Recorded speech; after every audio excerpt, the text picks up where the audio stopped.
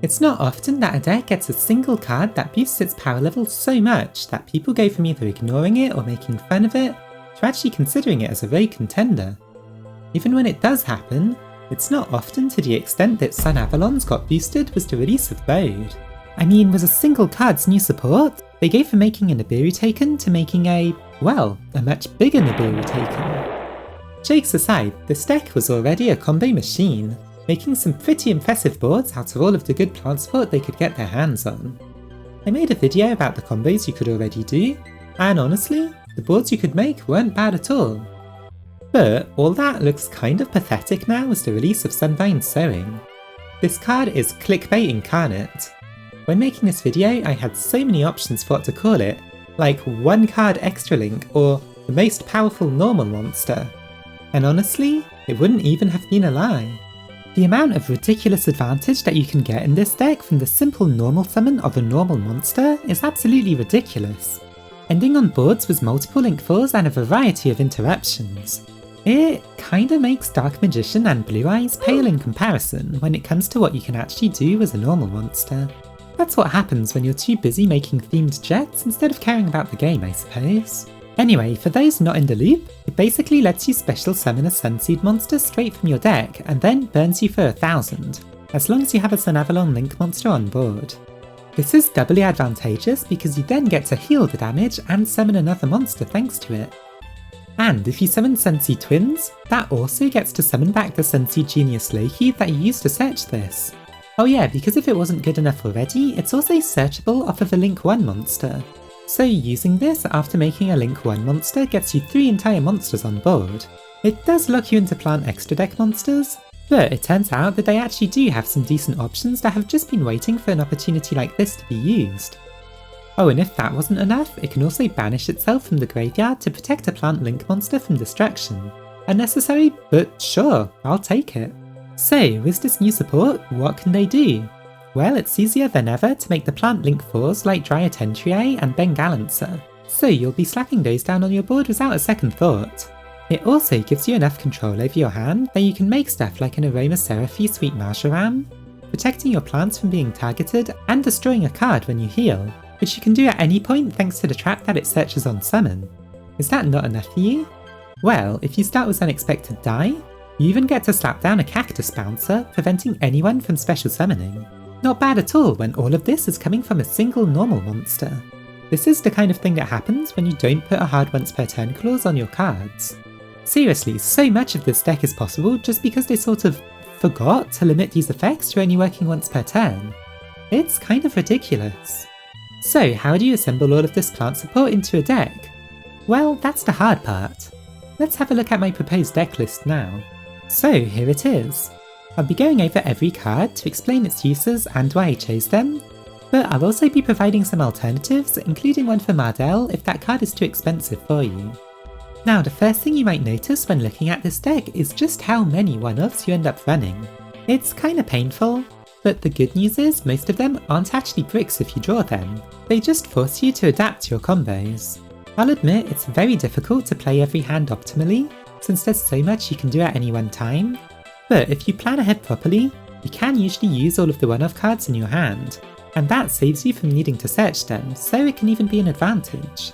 The second thing you'll notice is how many copies you run of Genius Loki, 13 to be precise. This gives you about an 87% chance of having at least one in your opening hand. It also means you're fairly likely to draw more than one, but that's fine because they either have other uses or they can just be good discard fodder for Shrine.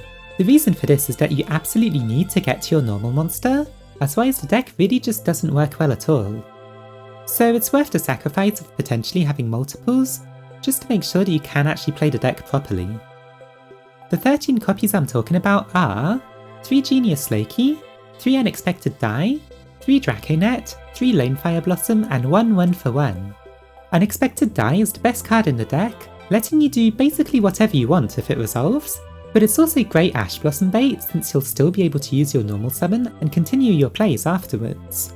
Draconet summons your Loki from the deck, and it's level 3, so you can just get rid of it by either synchro summoning using a Rose Girl, or you just tribute it with Jasmine. Lone Fire is super versatile, being Loki if you need it to be, but also being any other monster in your deck too. Since it tributes any plant for its effect, not necessarily itself, you can then just tribute your rank 4 Rikka monster to get a Hyperiton while also getting whatever else you want from your deck. And it also triggers your level 4 Rikka in your hand. Finally, 1-for-1 is a good emergency Loki, but also a good way of getting Carrotway or Spore into the graveyard. Next is your Sunavalon related cards, which are 2 Twins, 2 Sowing and 2 Shrine with 1 Bloom. Twins is your target for Sowing, which only summons from the deck, hence the second copy just in case. Sowing could be played at 1 since it's a hard once per turn and you can search it easily, but drawing it means you can easily get access to both Shrines, which can be good too, since Shrine isn't a hard once per turn. That's why you run 2 of it, and with the right hand you can actually use both, so use it on Carrotway or Spore, or even Angelica. Otherwise just discard cards you won't be able to use, like too many copies of Loki. Finally, Bloom's your search off of your Link 4, giving it a one-time blanket negate as well as thousands and thousands of attack for an easy 80k on turn 3. Next are your plant extenders. Rosegale is the simplest to use, summoning itself when any plant goes to the graveyard. It's also a tuner, and level 3, which gives you a lot more options for making Sweet Marjoram. On subsequent turns it even recycles itself, giving the deck a little bit more longevity. Then you run a Rikka package of 3 Primula, 1 Snowdrop, 1 Mudan and 1 Glamour. Primula is an easy to summon level 4 plant, usually coming out thanks to your Aroma Link 2 or from Lonefire's tributes. Thanks to its level you'll have more options for making your rank 4, which makes it slightly better than other extenders that you could have played instead. Its level modulation could occasionally be useful, but I wouldn't rely on it too much. Snowdrop, Mudan and Glamour are good for freestyling your combos a bit. Snowdrop tributes something to summon it and something else from your hand, and can then make everything the same level, which is great for your Xyz plays. But it's actually way more useful than that. Tributing can trigger Primula in your hand, or give you a Hyperiton if you have a Strenna to tribute.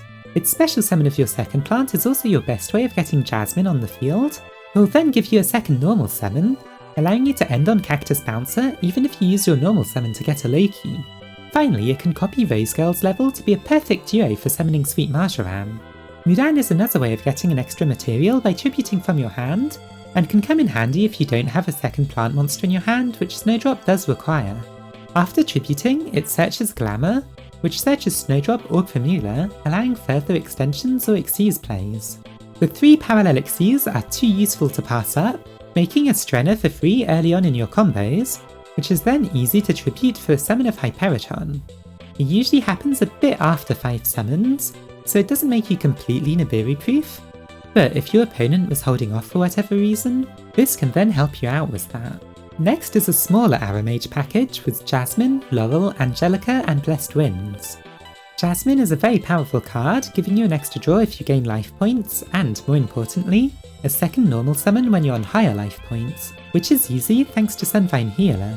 Laurel is a great way to gain life points on demand for your Link 2 search, and can even easily summon itself from the hand. It's one of the cards you'll be searching the most often, and it's a very useful inclusion. Angelica is here for the ease of use, being a simple way of gaining life points on demand, as well as a fairly easy special summon from the graveyard, making it another option for your discards. It's also a tuner, but that's unlikely to matter. Then Blessed Winds is your search from Sweet Marjoram. It serves a dual purpose. Firstly, you can gain life points on demand thanks to it, and secondly, it helps you recycle plant monsters, which is great since your extra deck is incredibly tight and would appreciate getting some Link monsters back into it. It can even bring Marjoram back if she gets destroyed. Finally, for some miscellaneous plants, run 1 Carrotway, 1 Spore, 1 Cactus Bouncer and 1 Mardell. Carrotway and Spore are part of a pretty standard combo that I'll be showing soon, where you can get them into your graveyard to then summon them back, giving you 2 materials that are the right level for a Sweet Marjoram. Cactus Bouncer is a powerful floodgate that requires your normal summon. It has decent attack, and with Sweet Marjoram it can't be targeted either, so it can really slow down your opponent so that you can OTK next turn. Finally, Mardell. Since she searches a plant on summon, she's obviously good, but right now she's sitting at around €20, which is a lot for a card that isn't as necessary as you might think. You see, the truth is, in most cases, you can replace her by simply having an extra plant extender in your hand.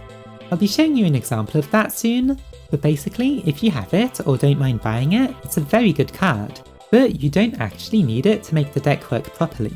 If you don't choose to run it, just play either another extender or a third one of the Sunavalon spells. Now the extra deck. This might just be the tightest extra deck I've ever had to put together, and honestly you might want to cut certain things to make room for others. But this is what, for my testing at least, gave the best mix of power and flexibility, so I think it should suit your purposes. For your links, run 2 Dryas, 2 Healer, 2 Jasmine, 3 Melius, 1 Drya Trentier, and 1 Bengalancer. You can consider cutting 1 Melius for a third Dryas if you find that to be more useful, but you need at least 2 of all of these to make some of the combos I'll be showing off. Use a Jasmine, Dryas, Melius, or Healer hard once per turns, which, while ridiculous, is a big reason why this deck works. Your link 4s are for your end board. Don't forget you can tribute Bengalancer with your other link 4 to destroy 4 cards your opponent controls, and also don't hesitate to link away or tribute Bengalancer, since it can just bring itself back. GXC's package adds some spice to your end boards, either with an extra negate or a quick effect tribute. Strenna has an effect where she can add a plant back from your graveyard to your hand, so use that before tributing her to either add something like a Laurel to your hand so that it can summon itself, or to recycle a Dryas or Healer. When using Hyperiton, remember to attach a spell from the graveyard when you use your second spell later on in the turn, because losing to Raigeki is just embarrassing. Finally, Sweet Marjoram is a great addition to your end board since it makes your plants untargetable, and will let you destroy a card while recycling resources. There are a ton of routes that let you make it, you just need to plan ahead enough. So to avoid making this deck into a 45 plus card mess with even more random singles, I had to make some choices. That as well as only being allowed 15 cards in your extra deck. So here's a few options, or at least me addressing some things that you might be wondering about. First off, Sunseed Shadow, one of the best cards in the last build, is now not used at all. This is because you don't have the space to run 2 of the Link 2 tree, so all it would do is waste your second Dryas without getting a search. Otherwise it's just an extender that doesn't offer anything else, so I just cut it. Then there's other options for getting Loki, with Wear Off Thou or Painful Choice. I cut Wear Off Thou because we don't run enough level 1 monsters for it to be worth it, and Painful Choice is actually fine, but doesn't give you as much advantage as the cards I chose. Pot of Avarice could be a fun card to run in this deck, because you get so many cards in the graveyard, and it's actually useful to be able to recycle your extra deck monsters like Dryas. I didn't run it because I preferred running more options for combos, but if you want to tone down the one-off cards a bit, you can run some of these instead. Then, instead of Hyperiton, you can run a Rafflesia instead with the Gravedigger's Trap Hole. This could make you protected from Nibiru earlier. Within 5 summons if you draw a Parallel Exceed, but it means running a brick to use it, and you'd lose out on Hyperiton. You also lose out on the free advantage of being able to tribute Strenna to get an Xyz monster on the field. It is at least a good choice to have for being able to side into. Finally, the third Melius isn't absolutely necessary for most combos, so if you wanted a bit more power you can replace it by a Thrasher, and for more sustainability or searching potential you could run another Dryas instead. So that's the deck. Now time to show off some of the combos you can do with it. For the combo section of this video, I'll be showing you some of the standard combo lines you can go for that don't require much in your hand to work. It's a good idea to memorise these so that you'll have a basis to work with when you're incorporating the rest of your hand into your plays. Also, if you've been enjoying the video so far, make sure to give it a like and subscribe to the channel. So for this first combo, I wanted to show you that you can just replace Mardell with an extra extender in your hand. With Mardell, all you need is an unexpected die to be able to do this, and without her you just need any plant that can summon itself from the hand. Start with die, getting Loki and making Dryas. That will search Sowing, which you then use to get twins and burn yourself. Heal the burn and get a healer out of it, putting you at above 8,000 life points. The 2 link ones make a Jasmine, who tributes twins to get a Mardell. Mardell then searches Laurel, who can summon itself from the hand. Now without Mardell, all you need to do is summon your extender, and then tribute twins with Jasmine to get Laurel directly onto your field. From that point onwards, the combo is the same. Link Laurel and a plant to get a second Jasmine, triggering both of them to get 2 searches. Search Carrotway and then Spore. Then make a Melius, reviving a Loki, and then just do that again because you can. Loki makes a second Dryas to search a shrine. You can then banish twins to revive a Jasmine, before discarding Carrotweight with Shrine's cost. Carrotweight then discards Spore, who then banishes a laurel to revive itself as a level 2. Together with Carrot Weight, it can make a sweet Marjoram and search Blessed Winds. Now you use your Shrines effect to get a Loki to make a healer, getting a third search from Jasmine. Search Bouncer, since you haven't actually used your normal summon yet. Make a Bengalancer, then a Dryad Trentier, who searches Bloom. Bengalancer banishes to revive itself, and then you just need to normal summon your Bouncer to end your combo. From just Unexpected Die, you now have a Bounce, a Search, a Pop, a Blanket Negate, and no one can special summon anything. For this second combo, here's what you can do with a normal summon of a Loki, a Parallel Exceed, and anything to discard. With this hand, you'll be able to make a Cactus Bouncer despite having used your normal summon already, so it's a good thing to remember if you still want access to your Floodgate. Start the same way as before, except that you make a Strenna along the way. After making a second Jasmine and healing, search your main deck Jasmine and a Mudan. Strenna can now add back Laurel to your hand before being tributed by Mudan. That lets you summon a Hyperiton, as well as searching a Rikka Glamour. Rikka Glamour searches a Snowdrop and lets Hyperiton add a spell as a material, before briefly pivoting back into the previous combo with the 2 Meliuses for a bit. This time just discard anything for Shrine, which here is the Unexpected Die we started with. With your second healer, get a third search, this time of Cactus Bouncer. Then make a Bengalancer and then tribute it for Snowdrop's effect, getting out a Jasmine in the process. Your other monsters make the Link 4, searching Bloom, and then you can summon the Laurel from your hand since it hasn't actually done that yet. Make them all level 8 with Snowdrop's effect, revive Bengalancer, and then make a Teardrop, leaving Jasmine on the field. You then just need to slap down a Cactus Bouncer on the field thanks to Jasmine's extra normal summon, preferably using your zones a bit better than I did to make Dryad Trentier have a well over 7,000 attack. When it comes to test hands, this deck requires a lot of improvising for your hands. Those previous combos are good to know, but in reality you'll have more than just 1 or 2 cards in your hand, and you'll most likely draw some of your one-off cards, so you need to practice adapting your combos depending on what's in your hand. For example, having a Parallel Exceed means you'll want to get into a monster that tributes something. Like here, we summon a Lonefire Blossom. Lonefire gets to tribute Strenna while summoning a Laurel, and since it's level 3 and so is Rose Girl, you can skip out on needing Carrot Weight and Spore. Instead we get a Bouncer and an Angelica. Jasmine's an easy summon that will also heal you, which is why we run it. We then do the Melius plays, ending with a Shrine Search and a spell under Hyperiton, and then making a Link for Sunavalon. You can then simply revive a Loki, make a Bengalancer, and normal summon your Cactus Bouncer before setting your traps. Finally, I thought it would be fun to show off a test hand that ends in the perfect board, which is to say all of your boss monsters at once plus a Cactus Bouncer. It's a fairly specific hand since Unexpected Die really carries it, and so does Parallel Exceed, but the other cards are probably more flexible thanks to your searches. As usual, you can do your sowing plays, making a Jasmine to summon a Laurel. When Strenna is on the field, Laurel is usually better than Mardell, since you'll be able to add it back to your hand with Strenna's effect and then summon it back later in your combo. With a Carrot Weight and Spore securing your Synchro summon, you can now do your Melius plays to end up with a Shrine in your hand and an extra Lonefire from Jasmine's second search. This search could probably just be anything else though. You then tribute Strenna with Mudan to get a Hyperiton and a Glamour. Free up a zone by making a Link 4 and a Bengalancer, which you then tribute with the Snowdrop you searched. After making them level 8 to Exceed Summon into a Snowdrop, you then do the Carrot Weight combo to make a sweet Marjoram.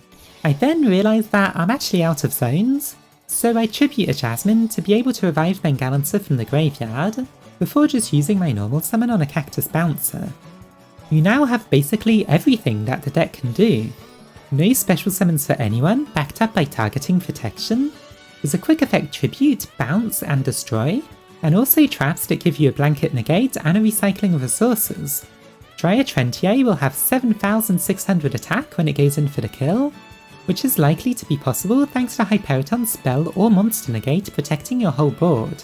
Not too bad considering how at this point last year, plants could barely do anything. So what did you think? Are you looking forward to trying this deck's combos? Let me know in the comments what the best board you've ever built with them is, and while you're down there, don't forget to like the video and subscribe to the channel. Thanks for watching!